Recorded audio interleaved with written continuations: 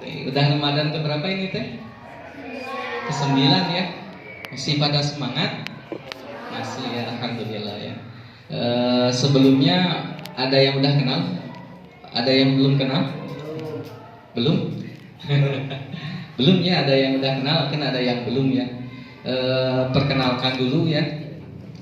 Nama kakak namanya Henry Suherman. Bisa dipanggil Kak Henry, boleh ya. Asli orang Bandung. Ada yang luar Bandung nggak? Ada ya, kemarin ada yang dari Aceh ya, jauh ya. Masya Allah. Jadi sekarang semuanya dari Bandung ya. Usia kakak sekarang menginjak mau ke 33 tahun ya. Jadi udah bapak-bapak ya. Alhamdulillah kakak anak 2 sudah berumah tangga ya. Terus kegiatan kesibukan di sini mengajar di Al Hidayah ya.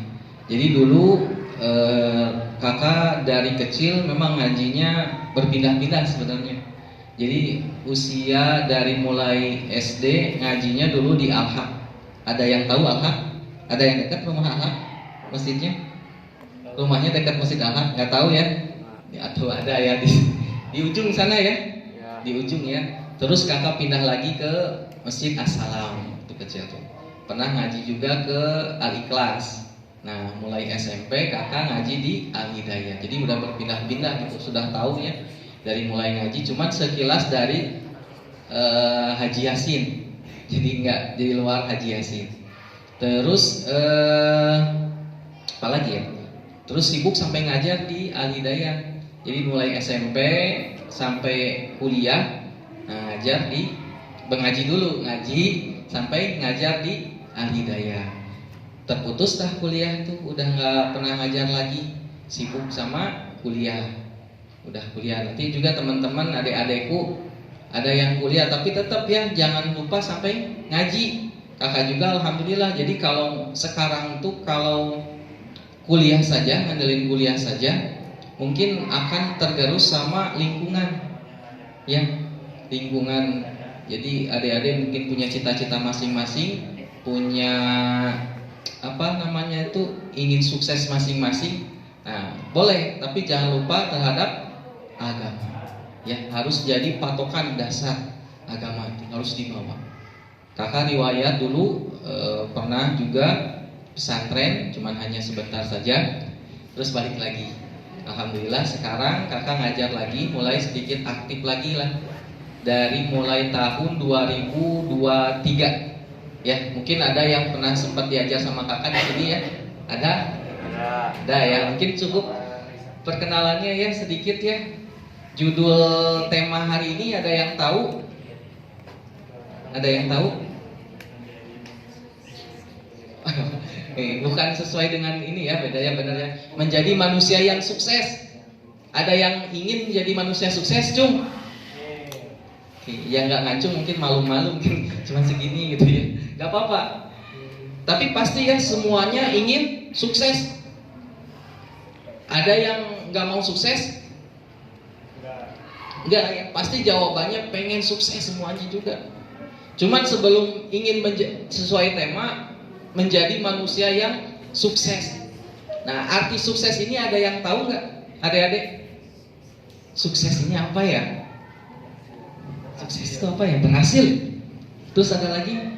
Boleh? Sukses itu berhasil ya. Dan memang dari katanya memang sukses itu berhasil. Tapi berhasil secara patokannya itu secara apa? Apakah secara dunia? Ya. Jadi kalau secara patokan dunia berarti orang yang banyak hartanya mungkin dia orang yang sukses. Ya. Mungkin kita lihat teman kita atau saudara kita ketika lihat, oh dia banyak hartanya, oh dia sukses gitu. Apakah segitu? Belum tentu ya. Apakah orang yang terkenal itu orang yang sukses? Belum tentu juga, jawabannya sama. Karena apa? Karena kalau suksesnya hanya dasar dari harta, pangkat jabatan, mungkin di dalam Al-Quran diceritakan sebagai dahulu. Bahkan orang yang paling kaya di dalam Al-Quran itu siapa? Ada yang tahu nggak? Diceritakan siapa? Qarun ya.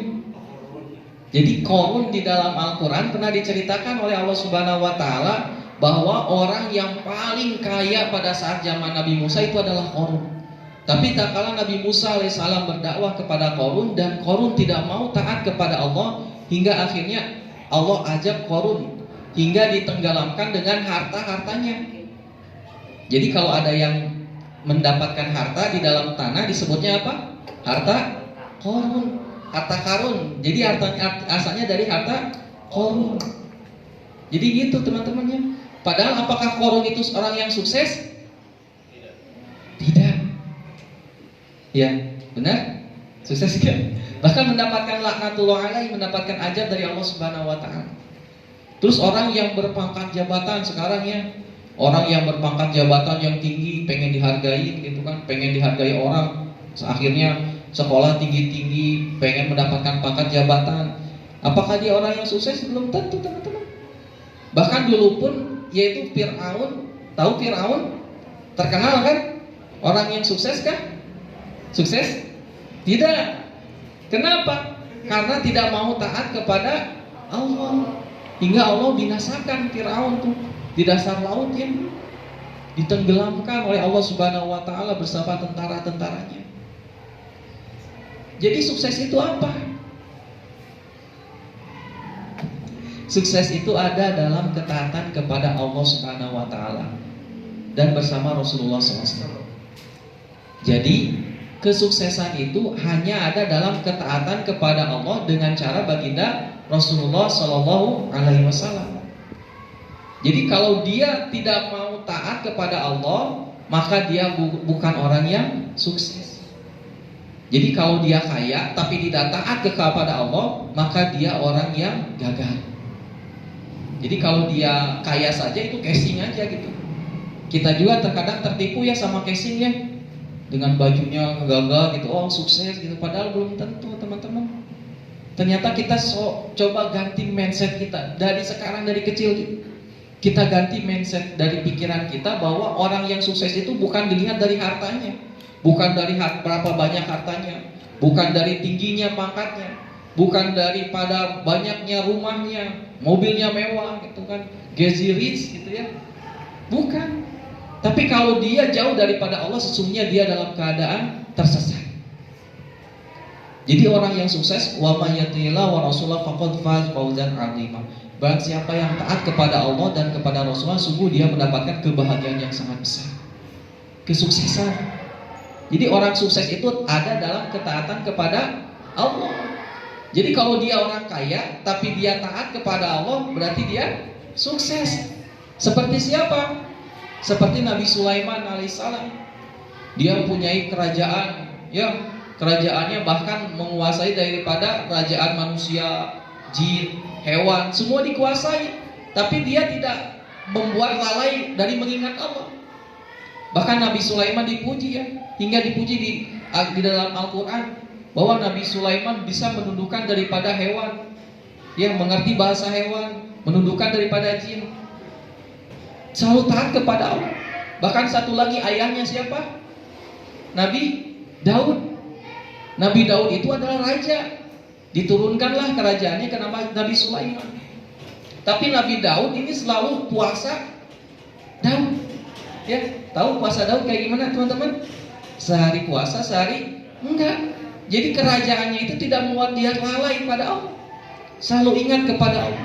Makanya Allah Subhanahu Wa Taala puji di dalam Al-Quran, rizalul la tulhihim tijaratu wala bai'un an zikrillah, yaitu laki-laki yang perniagaannya tidak membuat dia lalai daripada mengingat Allah. Wa aqimus shalah, dan mendirikan sholat.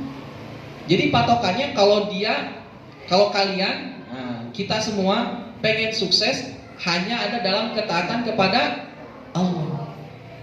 Jadi kalau kita taat enak ya, di dunia tenang, tidak ada mengeluh.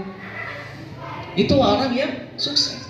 Terus orang yang sukses ini, kita hidup di dunia ya, taat itu apakah kita sebentar saja atau sampai kapan? Sampai kapan ketaatan itu? Sampai mati ya. Jadi kalau orang sukses itu belum tentu sekarang dia taat, tapi kalau matinya dia dalam keadaan maksiat bisa jadi orang yang gagal. Ya, banyak sekarang kita lihat taat, tapi karena tidak bisa menjaga daripada hatinya, hingga di akhir hidupnya dia dalam keadaan su'ul khotimah. Ada yang mau? Enggak ya? Jangan ya. Karena itu berbahaya. Kalau kita taat sekarang, alhamdulillah kita taat, hingga kita itu terlena, tidak bisa menjaga hati kita, hingga akhirnya kita ini terbuai, hingga akhirnya mati dalam keadaan maksiat kepada Allah Subhanahu wa taala. Nauzubillah min dzalik. Pada serius ya. Tapi emang kalau kakak agak serius ya kadang-kadang ngajarnya. Kalau dulu ngajar juga sama, agak serius gitu kalau ngajar tuh. Jadi nggak kayak yang lain ya, mentor lain ya. Kakak juga suka lihat di YouTube tuh pas Kang Dapa ya, Kang Depa gitu kan, seru gitu ya. Emang gimana orang-orang yang lain gitu, beda-beda gitu kan. Tapi balik lagi teman-teman ya. Jadi sukses itu apa? Ada taat kepada Allah sampai dia mati. Jadi sampai dia mati baru itu orangnya sukses. Jadi kalau dia mati dalam keadaan membawa kalimat iman, dalam ketaatan kepada Allah, maka itulah orang yang sukses. Jadi jangan tertipu teman-teman. Kan kita terkadang suka tertipu lihat orang, wah itu dia sukses gitu ya, bangga orang tuanya gitu kan. Tapi ternyata sholatnya jarang. Ada lagi orang yang terkenal gitu kan, tapi ketika taat kepada Allah dia jauh dari ketaatan kepada Allah. Itu orang yang gagal teman-teman. Coba dari sekarang belajarnya dari kecil bahwa kesuksesan itu bukan dari banyaknya harta, kesuksesan itu bukan dari tingginya pangkat dan jabatan, tapi kesuksesan itu adalah dalam ketaatan kepada Allah dan Rasulnya. Dan kalau di akhirat gimana? Kalau di akhirat itu kullu nafsin dha'iqatul maut fa innama tuwaffawna ujurakum yaumal qiyamah faman zuhziya 'anil nar wa udkhilal jannata faqad faz. Jadi orang yang sukses itu ketika di dunia dalam mati dalam ketaatan kepada Allah, dan di akhirat dijauhkan dari api neraka dan dimasukkan ke dalam surga. Itu sukses. Sudah tidak ada lagi. Apalagi manusia ini diciptakan ini berpindah-pindah ya.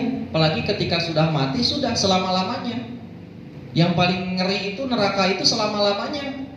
Bahkan kalau kita hukuman yang paling kecil kita tuh apa di dunia?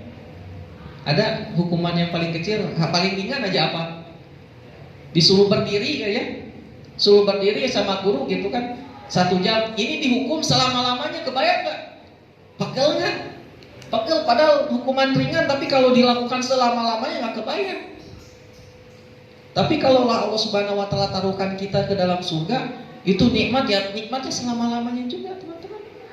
Maka jangan terlena gitu di dunia ini seperti hal mataul gurur gitu kan, seperti halnya fata morgana juga kayak yang memang benar-benar meyakinkan gitu ke orang tuh bahagia gitu, kelihatannya enak gitu ya, lihat punya mobil mewah gitu kan, suka ada ke hati kan, wah enak ya kayaknya dia rumahnya banyak gitu. Tapi tidak pernah lihat ketika lihat orang yang niat baca Qur'annya rajin gitu kan, tahajudnya, sampai dia mati dalam keadaan membawa kalimat la ilaha illallah. Syirik hadirin. Kalau ada teman kita atau saudara atau tetangga ketika mati membawa kalimat la ilaha illallah. Kenapa? Karena jaminan Allah man akhiru kalamihi la ilaha illallah dakhalal jannah. Jadi Rasulullah SAW bersabda, barang siapa di akhir hidupnya mengucapkan kalimat la ilaha illallah, maka dia akan masuk surga. Coba, makanya kalau ada saudara, tetangga, ibu kita kalau lagi sakaratul maut ya, posisi sakaratul maut itu posisi yang sakar. Sakar tuh kayak apa? Mabuk. Tahu mabuk? Gak jelas gitu kan. Kadang-kadang bicaranya tuh ngawur ketika mau itu. Nah, itu sakaratul maut. Maka ditalkinkan di telinganya, dibantu Allah Allah. Kalau panjang la ilaha illallah, panggil Allah Allah. Itu ada penentuan. Ya, ketika di hidupnya itu, di akhirnya itu penentuan. Jadi mumpung teman-teman masih punya orang tua yang masih hidup, latihannya tuh Dari bela diri sendiri juga zikirkan la ilaha illallah. Dan jadikan kebiasaan teman-teman. Ketika kita sakit ucapkan Allah. Jadi jangan bahasanya, kadang-kadang anak-anak sekarang tuh aneh-aneh ya. Ketika tersandung bahasanya apa gitu ya, bahasa-bahasa binatang gitu. Nah itu dilatih. Karena ketika sakaratul maut, ketika akan dicabut nyawa, bagaimana begitu sakitnya ya. Jadi pernah ditamsilkan, bahasa tamsil itu dianalogikan teman-teman. Jadi ketika sakaratul maut, sakitnya itu kayak disembelih gitu kan. Ada juga sakitnya itu ketika seorang dalam keadaan tidak berpakaian, dibentangkan hinis, tahu hinis ya? Orang Sunda hinis, sembilu, bagian tertajam dari bambu. Jadi dulu kalau yang suka sunatan, dulu tuh bukan pakai pisau, tapi pakai sembilu, pakai hinis. Ada dari bambu, suka ada bagian yang tajamnya gitu. Tahu nggak? Kalau nah itu hinis bahasa Sunda nama. Kalau bahasa Indonesia sembilu, atau bisa lah diartikan pedang lah gitu. Jadi pedang nih dibentangkan dari bumi ke langit. Terus kita itu dalam keadaan memegang itu terus gitu kan. Kemana tuh kabayangnya rasa sakitnya. Luar biasa teman-teman. Latihan. Nah, biar menjadi orang yang sukses di akhir hidupnya mengucapkan kalimat la ilaha illallah. Maka bagaimana pentingnya itu, bahkan kakak yang kerja dulu di rumah sakit ya, bahkan sempat menangani pasien hampir yang meninggal itu pernah sehari 3 kali. Sehari itu 3 kali tuh. Bahkan pernah sampai puluhan kali lah. Kalau mungkin ada ratusan mungkin ya. Kalau digabung sampai sekarang tuh ya 8 tahun kerja di rumah sakit. Ya mungkin 100 mah melihat orang yang meninggal tuh udah biasa gitu kan. Tapi kakak belum pernah 1 kali pun melihat orang yang mati mengucapkan kalimat la ilaha illallah. Ngeri. Kenapa? Bahkan yang aneh, kakak tuh ketika menanganin pasien yang akan meninggal, lukanya itu luka apa? Kena benturan, berdarah gitu, kepalanya tuh luka berat lah, sedang kepala berat. Yang diingatnya itu apa? Harta coba. Itu uang cenah, ingat di bawah bantal cenah. Itu kade uang di bawah kasur, di bawah apalagi lemari cenah. Allahu Akbar. Bu istighfar kayaknya kalau bisa kalau bahasa Indonesia saya cuma bisa ngingetin gitu kan. Pada saat mau meninggal cuma ingatnya apa? Harta. Kenapa? Karena mungkin hari demi hari yang dimasukkan daripada hatinya ini adalah harta. Maka ketika akhir hidupnya dia pasti mengucapkan harta. Jadi apa yang sering kita ucapkan, sering kita yakinkan ke dalam hati, maka itulah yang akan keluar dari ucapan kita ketika kita mati. Ya. Jadi kata ulama tuh kayak ketika kita mau meninggal itu, apa yang kita masukkan ke dalam hati itu, nah, nanti ketika mati itu kayak diperas gitu kan. Jadi kayak meras. Jadi apa yang keluar ya apa yang sering kita masukkan. Ada lagi nih, orang ketika kakak nanganin orang kena serangan jantung, datang ke IGD, kakak kan nanganin otomatis penanganan pertama tuh RJP. Ada yang tahu RJP? RJP resusitasi jantung paru. Jadi bikin pertolongan pertama, tahu kalau di ikan-ikan kayak yang memompa jantung kayak gitu. Nah, kakak kan ngelakuin itu, hidup lagi kan ini, teman-teman. Bangun lagi, sudah nggak bisa napas, sudah di EKG plate, kita dilakukan RJP, hidup lagi. Maka kan bangun kan, kakak tuh langsung nalkinin, Pak, la ilaha illallah, la ilaha illallah. Maka yang diingat apa? Keluarganya. Mana adik mana itu, bapak tuh baru bangun dari mati tadi tuh, kata saya tuh. Banyak zikir Pak, nanti keluarga mah ada di luar, saya tuh. Sok bapak istighfar, la ilaha illallah. Terus ingatnya tuh keluarga, harta di sana. Kemudian 5 menit meninggal lagi ya. Udah dikasih kesempatan oleh Allah, tapi tidak dikasih, susah. Yang tadi sakar tadi posisi dalam keadaan mabuk. Nah gitu juga buat kita. Ayah kita gimana gitu kan, ibu kita sudah bisakah ketika ibu kita, ayah kita, bahkan diri kita di akhir hidup kita bisa mengucapkan kalimat la ilaha illallah kan? Atau dalam minimal dalam ketaatan kepada Allah saja. Ya.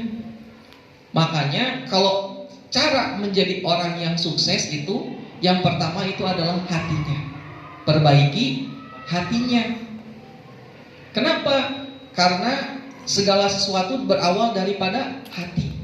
Maka kita belajar sebelum belajar ilmu fikih, sebelum dari itu belajar dulu untuk hati kita. Perbaiki hati kita.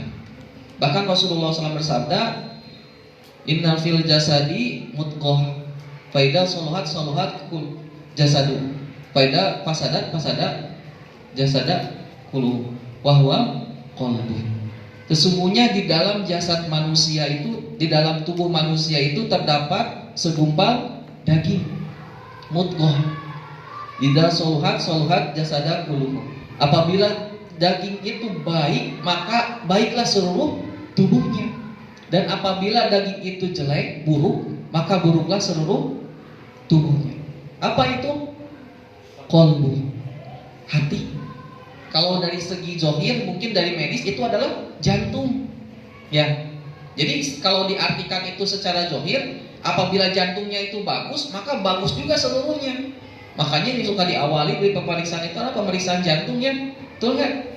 Jadi kenapa? Dan Nabi itu benar dari segi zohir, dan kalau segi batin itu adalah hati manusia. Makanya kita belajar, jangan perbanyak amal, tapi perbanyak ikhlas juga. Bahkan pernah kisah nih teman-teman, kisah sahabat Nabi di suatu majelis yang diriwayatkan dari Anas bin Malik radhiyallahu an, bahwa suatu ketika Rasulullah SAW di suatu majelis, tiba-tiba, kakak ulangi lagi ya, diulang-ulang lagi ya. Tiba-tiba ada datang seorang pemuda dari luar, datangnya tuh telat sambil memegang daripada sendal. Bahkan Rasulullah mengatakan di depan majelis tersebut, lihatlah ahli surga datang. Maka semua sahabat itu kan langsung kaget, wah siapa itu ahli surga? Dilihat nggak ada orang gitu, cuman satu orang tadi, pemuda tadi gitu kan, kicik bawa sendal sedih begitu kan, datang ya telat gitu. Nggak disangka gitu kan. Besoknya lagi sama majelis sama, ketika kita dalam keadaan ini tiba-tiba datang ada lagi. Sebelum datang Rasulullah, lihatlah sana ada ahli surga datang. Maka dilihat lagi, ternyata orang itu lagi.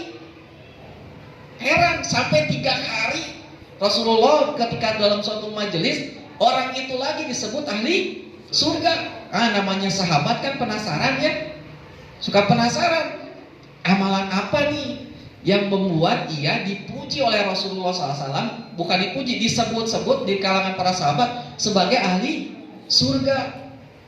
Luar biasa kan?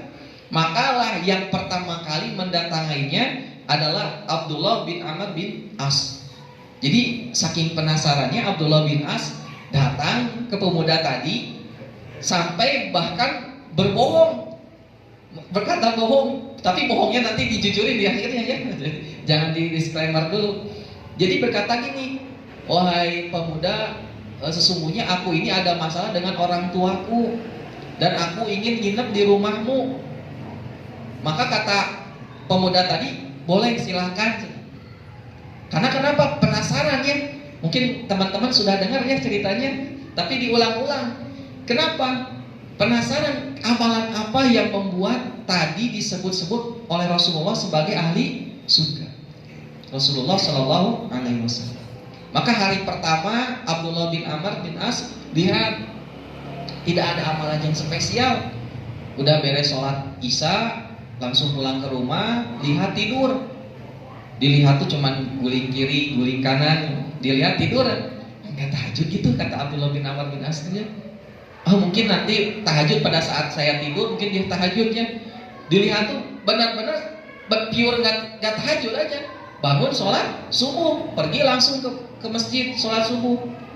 Di hari kedua juga sama, dilihat tuh sampai-sampai kata Abdullah bin Amr bin As, aku mengira bahwa amalannya itu lebih baik aku daripada orang tadi, katanya tuh pemuda tadi. Bahkan sampai mengira hampir-hampir Abdullah bin Amr bin As mengira bahwa amalannya itu lebih baik. Kenapa? Karena Abdullah bin Amr bin As bisa melakukan tahajud di malam hari.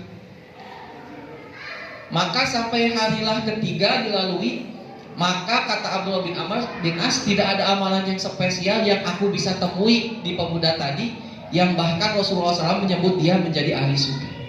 Maka Abdullah bin Amr bin As pun menanyakan langsung kepada sahabat tadi, wahai pemuda, sesungguhnya aku tidak ada masalah bersama orang tuaku. Sesungguhnya aku ini ingin mencari amalan apakah yang membuat engkau disebut ahli surga oleh Rasulullah Shallallahu Alaihi Wasallam. Maka orang tadi pun bingung, amalan apa ya? Menurutku saya tidak ada amal yang spesial, kata sahabat tadi itu, pemuda tadi itu. Maka hampir pas Abdullah bin Amr bin As pulang, maka dipanggil lagi, wahai Abdullah bin Amr, sesungguhnya aku tidak mengetahui amalan apakah yang membuat aku sampai dipanggil ahli surga oleh Rasulullah Shallallahu Alaihi Wasallam. Maka mungkin kata pemuda tadi, mungkin hanya ini saja mungkin amalannya. Sebelum aku tidur, aku ikhlaskan, aku maafkan semua orang yang membuat salah kepadaku. Diikhlaskan, dari hatinya sudah ikhlas, lepas gitu kan. Tidak ada lagi rasa dendam gitu kan, tidak ada rasa penyakit hati, hasad, ria, ujub. Kan kadang-kadang manusia tuh setiap hari itu kadang-kadang tanpa berkelip daripada penyakit hati itu ya. Maka kakak juga sama di sini sampaikan, hasad, ria, ujub tuh penyakit hati yang sangat luar biasa.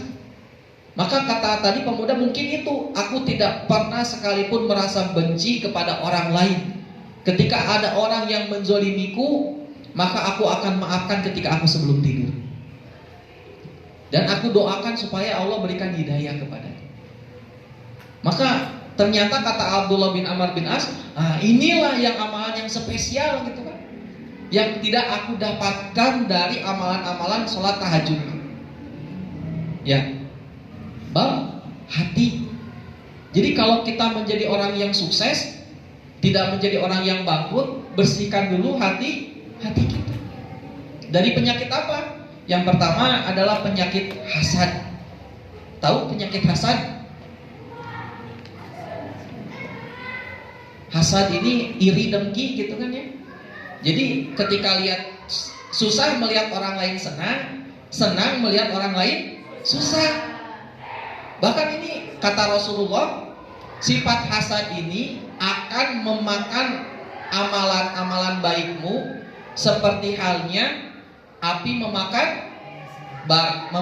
kayu bakar. Jadi kalau kita punya amal banyak gitunya, tapi ketika di dalam hati, ketika ada tetangga kita punya mobil baru, punya rumah baru, dalam hati itu, saya sebenarnya tidak, hatinya tuh gelisah. Nah, nanti amalan-amalan itu akan terbakar. Kita sudah baca Quran, nanti di langit itu udah tidak diterima lagi oleh Allah Subhanahu Wa Taala. Rugi nggak? Rugi. Gimana kita mau sukses ya? Jadi ketika amalan kita dilakukan dengan baik, tapi tanpa ada rasa ikhlas, maka jadinya terbakar, hangus. Jadi belajar, dihilangkan sifat hasad itu. Kalau ada teman kita punya motor baru gitu kan, kalau kita nggak seneng lihat teman kita, mungkin itu kita masih punya penyakit hasad, teman-teman. Hati-hati. Punya hasad saja itu bisa membakar daripada amalan kita. Ketika kita lihat orang lain membawa mobil, panas saat itu. Bukan hanya hati saja panas, amalan pun terbakar gitu. Amalan baik kita pun ikhlaskan. Itu sudah ada ketentuannya di hadapan Allah Subhanahu Wa Taala. Tidak akan tertukar rezekinya itu. Kita belajar ikhlas. Ya, ketika ada teman kita ikut bahagia. Karena seorang muslim sejati itu adalah menganggap semua muslim itu adalah sebagai hal tubuh kita masing-masing. Kalau tubuh kita tangan terluka, kita pun ikut terluka, sakit ya. Kalau kita di Palestina ikut ada yang melakukan genosida, maka kita pun harus ikut sakit, teman-teman. Kalau tidak ada rasa sedih sedikit pun, dipertanyakan keimanan kita. Mungkin ada penyakit hasad yang dibuat dalam hati kita. Ya, masuk ke dalam hati kita, periksa lagi hati kita, masih ada nggak penyakit hasad dalam diri? Ya, karena hasad ini sangat bahaya. Udah kita banyak-banyak amalan tahajud, pasti lihat orang tetangga, itu mah cenah, udah hangus. Ya, yang pertama adalah penyakit hasad. Yang kedua adalah riya. Ria ini apa? Sifat di mana hati ini ingin dipuji, ingin ada kedudukan di mata orang. Termasuk kakak juga sama. Kalau kakak masih ada ingin dipuji orang, ingin bacaan Qur'annya, wah pengen baca imam, kenapa? Bacaannya bagus biar dipuji orang. Nah ini bahaya. Karena kedudukannya ini kita berarti ingin mengambil alih daripada sifat Allah Subhanahu wa taala yang maha terpuji. Yang maka bahkan dikatakan syirik ini ria ini termasuk syirik kahfi. Tahu syirik kahfi? Syirik yang tersembunyi samar-samar gitu. Padahal itu tuh syirik gitu kan. Tapi tanpa sadar gitu kita tuh melakukan hal yang syirik kepada Allah Subhanahu wa taala. Pengen dipuji orang, pengen dihargain orang. Akhirnya sedikit-sedikit sakit hati, sedikit-sedikit tersinggung. Bahkan kata Imam Syafi'i, orang yang mudah tersinggung adalah orang yang terlalu tinggi menilai dirinya. Ya, jadi kalau kita gampang-gampang tersinggung, oh berarti kita itu terlalu menilai diri kita itu tinggi gitu. Padahal jangan. Padahal di hadapan Allah Subhanahu wa taala itu sama. Iman dan takwa saja yang di hadapan Allah Subhanahu wa taala. Makanya sifat yang kedua ini apa? Ria. Belajar diri kita itu, hilangkannya sifat ria itu ketika akan dipuji itu. Makanya setiap beramal, sebelum beramal, koreksi lagi hati kita. Istighfar sebelum beramal, astagfirullahaladzim, ya Allah, jauhkan saya dari sifat ria, pingin dipuji. Ketika kita beramal, Allah tuh berikan ujian lalu setannya, diuji setan ini, diuji hamba ini oleh setan gitu kan. Ketika sebelum beramal dia ikhlas karena Allah. Ketika dia beramal, tiba-tiba datang, oh masya Allah ya, kamu rajin ya baca Qur'annya. Oh hati itu langsung senang gitu kan. Oh iya kan di hati itu saya itu kan memang pengen kelihatan soleh gitu, yang dipanggil soleh gitu kan. Padahal memang namanya soleh gitu. Enggak teman-teman. Jadi gitu. Hati kita tuh terus koreksi lagi hati kita sebelum beramal, ketika beramal dan sesudah beramal. Jangan lupa istighfar gitu kan, sesudah astagfirullahaladzim. Takut-takut hati kita ini terdapat sifat yang memang Allah sangat benci. Bahkan pernah sahabat Nabi Mu'adz bin Jabal menangis sejadi-jadinya. Maka sahabat yang lain tuh heran ya. Pasti namanya sahabat yang lain pasti nanya, wahai Mu'adz, kenapa kau menangis gitu kan? Maka Mu'adz bin Jabal menyampaikan, sesungguhnya saya pernah mendapatkan hadis dari baginda Rasulullah SAW. Apa itu? Maka ditanya kan, apa itu? Maka Mu'adz pun menangis sampai diam dulu.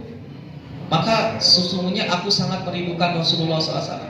Saya ingin bertemu dengan Rasulullah SAW. Kenapa? Karena pada saat itu Rasulullah SAW sudah meninggal. Jadi Mu'adz sangat kangennya gitu kan kepada Rasulullah. Bahkan Mu'adz pun menangis sejadi-jadinya ketika ingat. Maka ingat apa yang disampaikan oleh Rasulullah SAW. Maka Rasulullah SAW pernah berpesan kepadamu, wahai Mu'adz, sesungguhnya aku akan meriwayatkan hadis kepadamu, dan apabila engkau memeliharanya, maka engkau ada jaminan dan bermanfaat di hadapan Allah Subhanahu wa taala. Dan apabila engkau tidak memeliharanya, maka terputuslah engkau dari jaminan Allah Subhanahu wa taala. Maka Mu'adz pun berdiam. Wahai Mu'adz, sesungguhnya sebelum Allah menciptakan 7 lapis langit dan 7 lapis bumi, Allah menciptakan dulu malaikat penjaga. 7 malaikat penjaga yang menjaga daripada amalan-amalan seorang hamba ketika akan naik kepada Allah Subhanahu wa taala. Jadi jangan lapor aja yang kita periksa ya. Ternyata amalan kita juga diperiksa dulu di langit tuh sama malaikat. Ketika itu ada malaikat yang membawa amalnya dari pagi sampai sore, sorenya itu naik ke langit. Ketika dibawa ke langit, amalannya itu begitu bagus kan. Amalan baca Qurannya begitu bagus, amalan tahajudnya begitu bagus. Ketika sampai di langit pertama, ternyata ditolak sama malaikat pertama. Wahai malaikat pembawa amal, balikan lagi amalan itu ke muka orang tersebut yang beramal. Kenapa? Ini begitu bagus amalannya, kenapa harus dibalikan lagi? Maka dijawab sama malaikat yang di langit pertama, sesungguhnya orang ini selalu melakukan hal gibah, membicarakan keburukan orang lain. Maka aku akan tolak amalnya, jangan sampai lepas daripada di langit pertama. Maka balik lagi lah si pembawa amal itu, dilamparkanlah ke muka orang yang beramal tadi. Dia baca Quran, tahajud, tapi pagi hari membicarakan keburukan orang lain. Terus, maka di langit pertamanya udah ditolak. Maka ada lagi malaikat yang membawa amal. Wah, dengan amalan yang bagus, puasanya bagus, sholatnya bagus, tahajudnya bagus, datang ke langit pertama, oh bebas, dia tidak bisa tidak membicarakan keburukan orang lain. Di langit kedua ditolak, kenapa? Kata malaikat kedua, sesungguhnya aku penjaga daripada orang yang melakukan amal untuk dunia. Untuk apa? Dunia. Jadi tertolak. Lemparkanlah ke muka orang tadi. Muaz bercerita sampai menangis gitu kan. Bahkan di langit ketiga ketika membawa lagi malaikat gitu kan, dilemparkan lagi, kenapa? Karena dia selalu ada hasad dalam hatinya. Tadi sifat apa? Hasadnya. Apa tadi hasad tuh? Merasa hati itu iri gitu ketika orang senang, dan merasa susah melihat orang lain senang gitu. Senang melihat orang lain susah. Langit kelima sama lagi. Kenapa? Dia ingin dipuji orang. Dia amalannya ingin dipuji orang, ingin mendapatkan penghargaan daripada orang lain. Maka dicampakkanlah ke dalam muka orang yang beramal tadi. Bahkan sampai daripada langit ketujuh ada lagi yang membawa amalan. Tahajudnya banyak, puasanya banyak, rajin gitu kan ya, sholatnya. Tapi ketika di hadapan Allah tertolak, kenapa? Karena tidak, amalannya itu bukan karena Allah, tapi selain daripada Allah. Makanya Rasulullah SAW bersabda, Innallaha la yanzuru ila sesungguhnya Allah tidak akan menerima suatu amalan tanpa didasari dengan ikhlas. Jadi belajar ikhlas gitu kan, amal tuh. Hati-hati penyakit hati tadi. Makanya kalau Agim ingat, Agim nyanyi, jagalah hati, jangan kau kotori, jagalah hati, cahaya hidup ini. Gitu kan? Benar, karena dari hati teman-teman. Jadi hati kita jaga gitu. Jangan hanya kita menjaga daripada amalan-amalan lain, tapi hati kita tidak terjaga, nanti jadi sia-sia. Bahkan Allah Subhanahu wa taala itu tidak melihat daripada rupamu. Innallaha la yanzuruna ila suwarikum wa amwalikum walakin yanzuruna ila qulubikum wa a'malikum. Sesungguhnya Allah Subhanahu wa taala tidak melihat daripada rupamu ataupun hartamu. Tidak dilihat. Kita kaya, kita ganteng, cantik gitu kan ya. Allah tidak lihat sedikit pun. Jangan terlena kita melihat kekayaan, melihat cari laki-laki, kayaknya dulu tampannya dulu, urusan soleh atau enggak mah urusan nanti kebelakangan. Padahal itu sama Allah saja tidak dilihat. Tapi yang dilihat apa? Hati dan amal. Walakin yanzuruna ila qulubikum wa a'malikum. Hati dan amalnya. Ketika beramal, hatinya juga harus dengan ikhlas. Ya. Sifat tadi itu yang kedua apa? Riya ya. Sifat yang ketiga apa? Penyakit hati itu? Ujub. Jadi ujub, teman-teman. Ujub itu apa? Ujub itu sombong. Ujub itu, jadi kadang kita ngebedain antara riya dan ujubnya. Ujub itu takabur, sombong, merasa diri ini paling mulia, merasa diri ini lebih baik daripada orang lain. Nah itu adalah ujub. Bahkan ingat, siapa makhluk yang pertama Allah Subhanahu wa taala laknat karena punya sifat ujub? Siapa? Iblis ya. Kenapa? Kenapa iblis itu dilaknat oleh Allah Subhanahu wa taala? Karena Karena merasa diri ini lebih baik daripada orang lain. Ya. Jadi kalau dari kita masih ada merasa lebih baik daripada orang lain, takut-takut kita seperti iblis. Saya merasa, wah saya tuh hafalannya lebih banyak, wah saya lebih baik lah daripada dia. Terus saja pikirannya kayak gitu. Merasa ketika lihat orang yang lebih muda, oh saya lebih baik daripada orang itu, dan dia mah lebih muda dari saya, ya, ilmunya juga paling segimana. Ujub itu namanya, teman-teman. Suka pernah kepikiran? Kalau pernah, kadang-kadang maka hilangkan, belajar, dilatih. Ingat, sifat iblis itu ana khairu minhu, saya itu lebih baik daripada kamu. Dihilangkan, belajar. Jadi ketika kita itu merasa lebih baik daripada orang lain, maka pandanglah kebaikan orang dan lihatlah keburukan diri kita. Ketika kita lihat orang yang lebih muda, dia lebih baik daripada saya. Kenapa? Karena dosa-dosanya itu pasti lebih sedikit daripada dosa saya. Ya, kalau orang yang lebih muda dengan orang yang lebih tua, pasti dosanya lebih sedikit lah dibanding orang tua.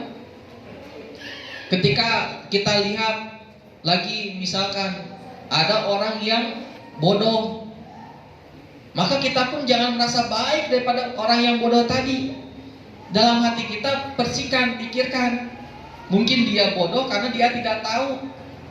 Tapi kalau saya bermaksiat kepada Allah karena saya tahu, maka saya lebih buruk daripada dia.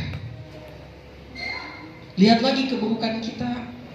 Jangan sering lihat keburukan orang, karena nanti akan dimasukkan sifat daripada ujub, takabur, merasa diri ini orang yang spesial, merasa diri ini orang yang harus dihargain gitu kan. Saya nggak dihargain nih, jadi akhirnya gampang tersinggung gitu kan.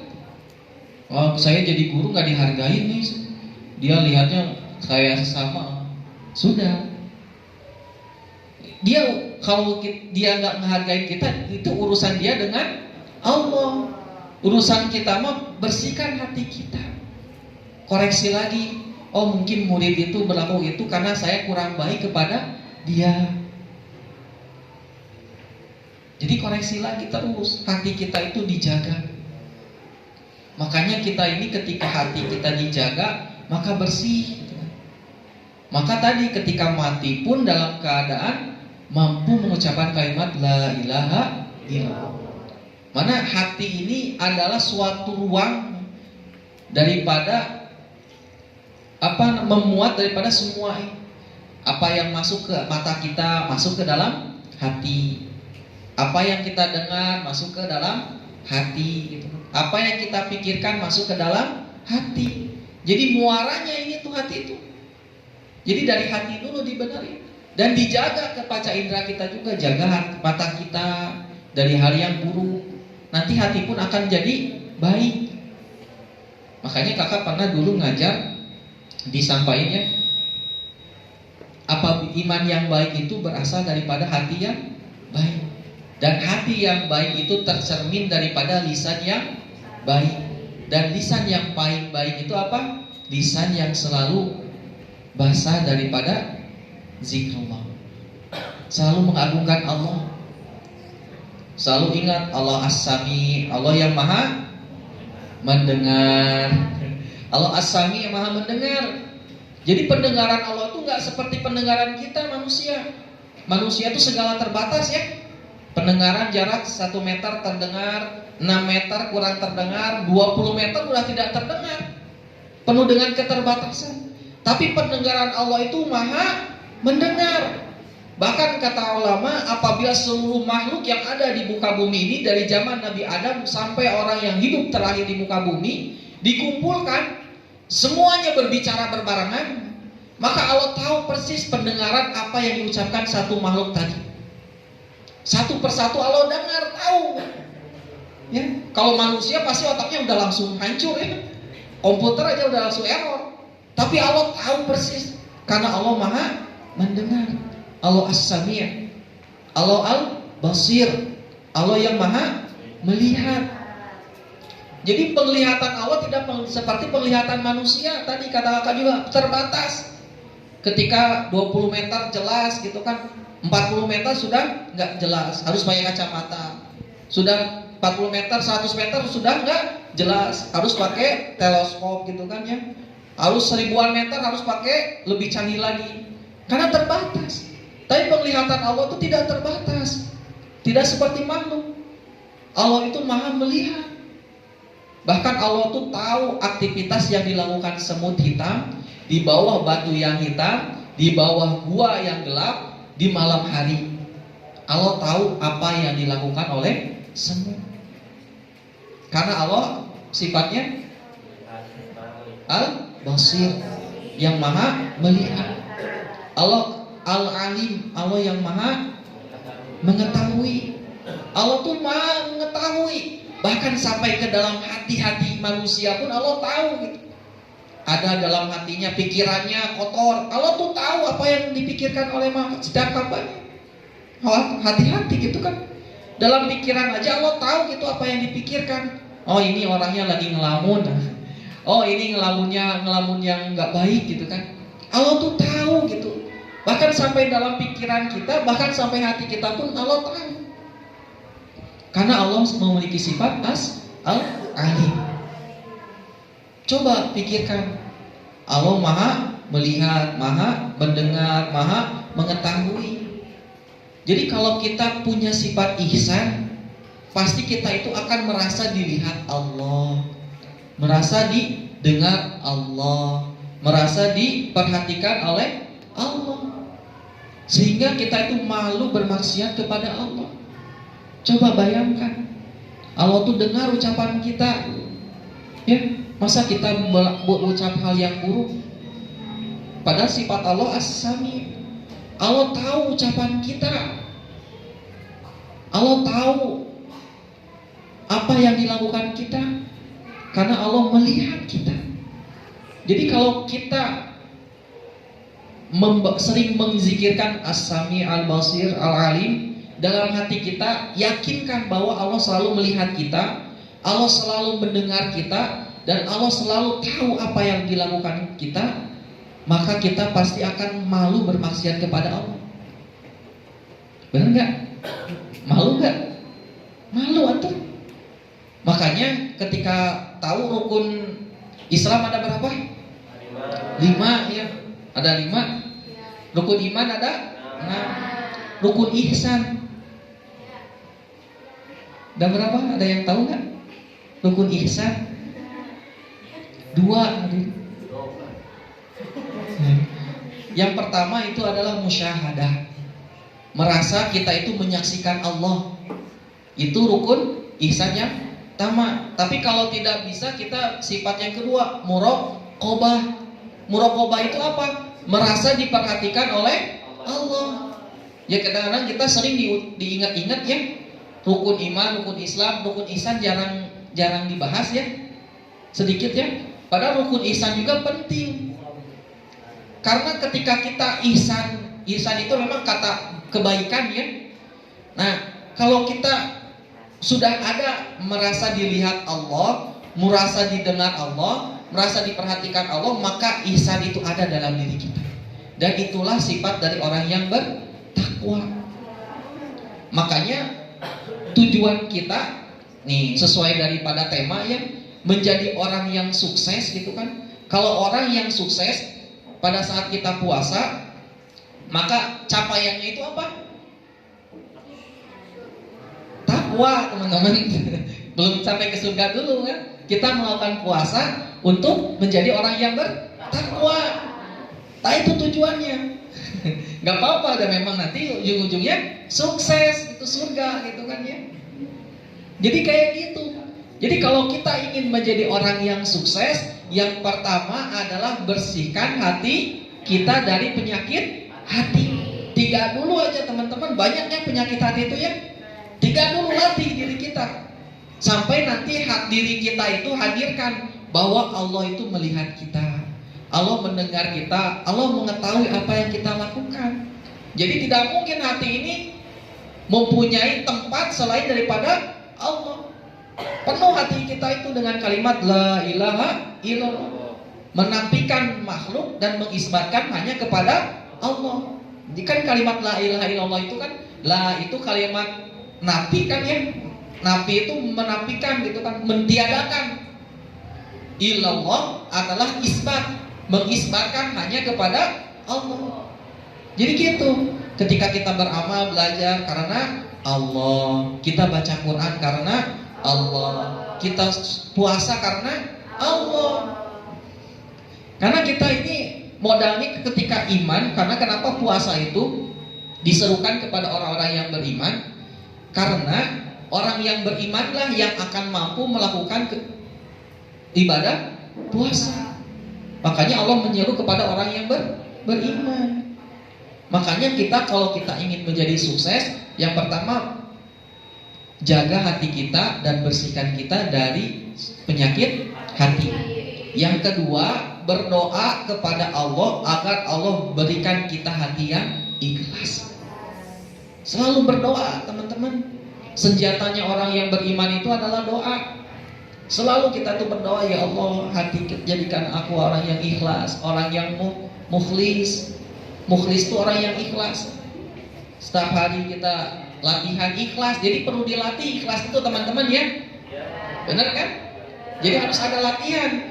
Jangan daripada ikhlas mending entong sekalian entong. Ketika kita ingin sodako misalkan 1 juta tidak mampu, seikhlasnya dulu, dilatih dulu, misalkan 1.000.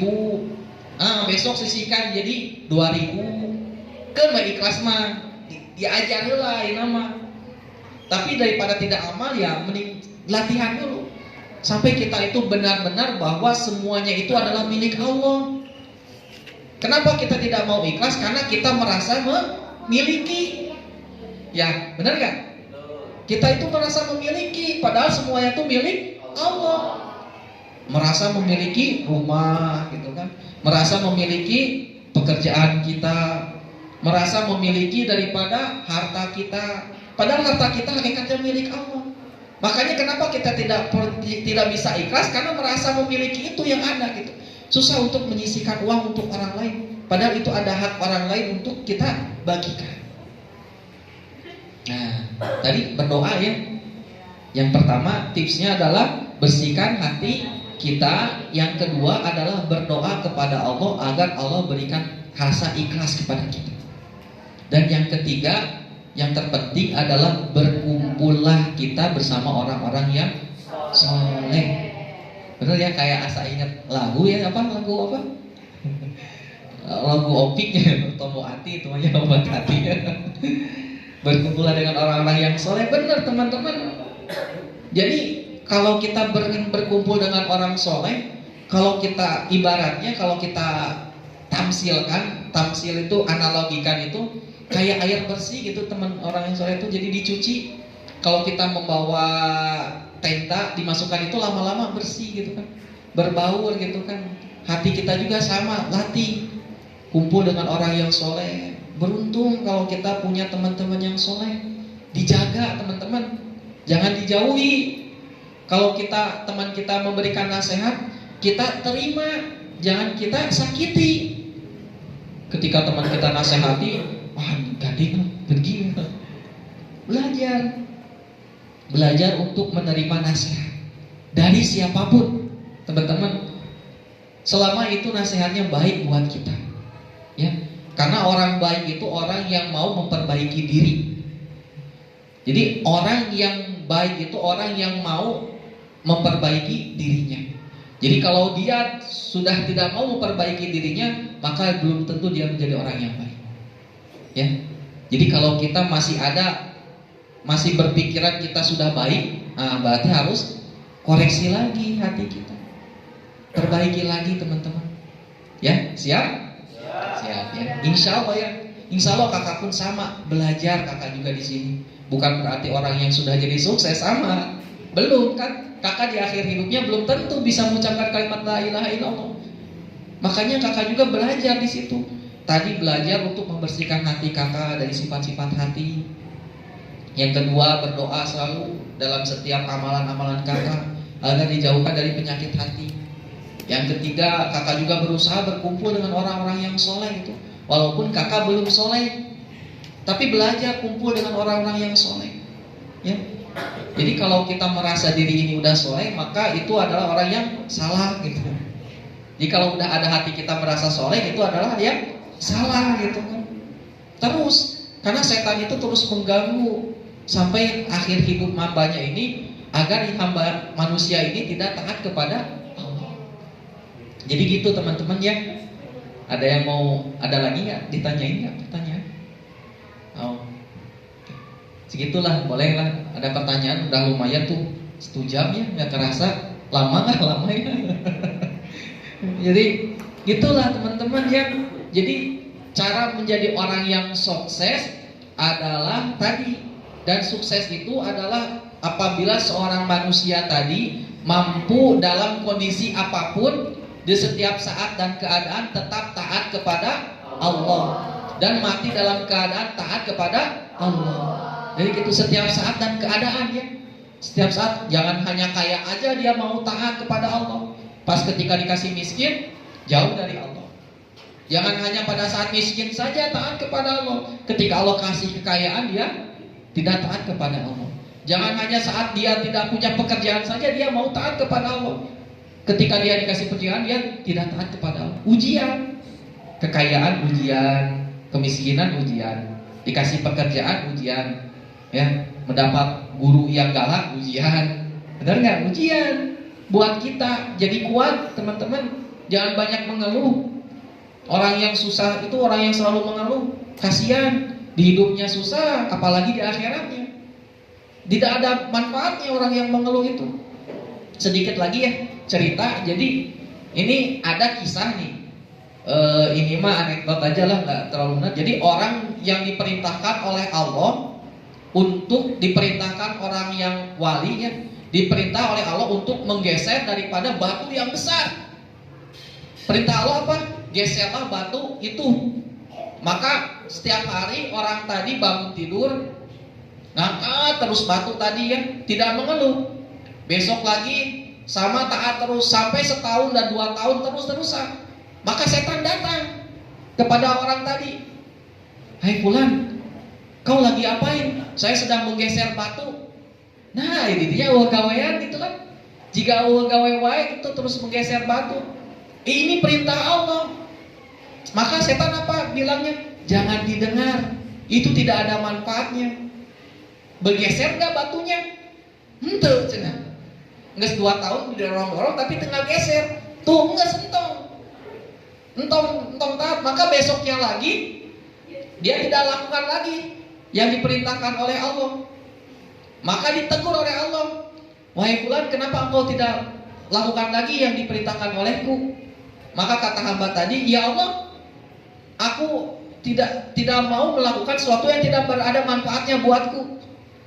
Ketika engkau memerintahkan aku mendorong batu tadi, maka batu itu tidak akan tergeser sampai kapanpun ya Allah.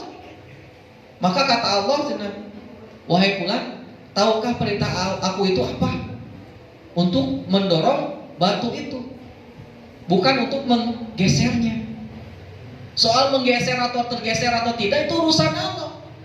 Tapi aku menyuruh untuk mendorongnya saja gitu. Terus tidak ada manfaatnya. Lihat tangan, ketika diingat, oh tekar gitu tangannya itu kan penuh dengan tenaga gitu kan. Itu ada manfaatnya. Maka kita belajar dari sekarang. Tidak ada yang sulit gitu kan, tanpa yang disulitkan oleh Allah. Tidak ada yang mudah tanpa yang dimudahkan oleh Allah gitu. Kalau mau memerintah untuk belajar, ya belajar saja. Urusan kalian bisa atau tidak itu urusan Allah. Jadi jangan mendahului Allah gitu kan. Makanya kayak gitu. Di Ramadan kali ini usahakan kita jaga hati kita, perbanyak amal kita, dan jangan lupa ikhlas. Bahkan terakhir Rasulullah mengibaratkan kepada Mu'adz, ya Mu'adz, akhlis dinikal apikal amalul qalil. Wahai Mu'adz, ikhlaslah dalam setiap beramal, walaupun sedikit itu akan mencukupimu. Ya. Dari kecil ikhlas dulu belajar, walaupun hanya sedikit, insya Allah akan mencukupimu. Jadi hari ini sekian ya. Boleh kalau ada yang bertanya.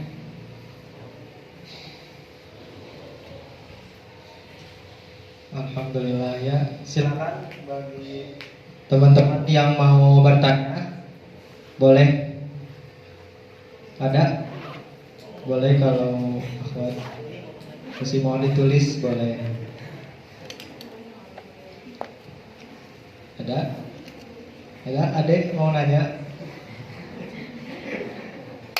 Akhwat? Kalau nggak ada nih. Asli? Ya udah. Terima kasih kepada Ustadz Henry yang sudah memaparkan kajiannya ya tentang tips ya bagaimana menjadi manusia yang sukses gitu. Tadi tipsnya ada berapa? Coba masih ingat gak? Ada 3. Yang pertama, membersihkan hati dari penyakit. Apa aja penyakit hatinya tadi?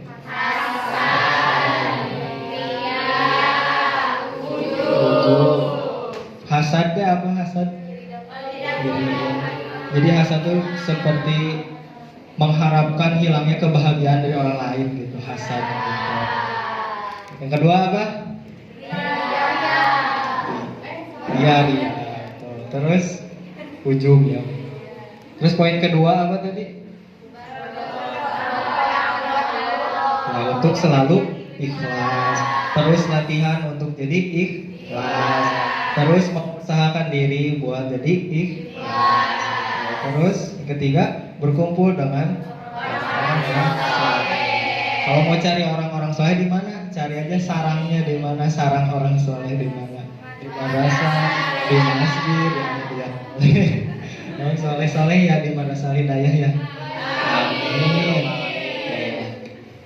Terima kasih Kak Henry yang sudah memaparkan materinya. Mungkin ada sedikit pengumuman.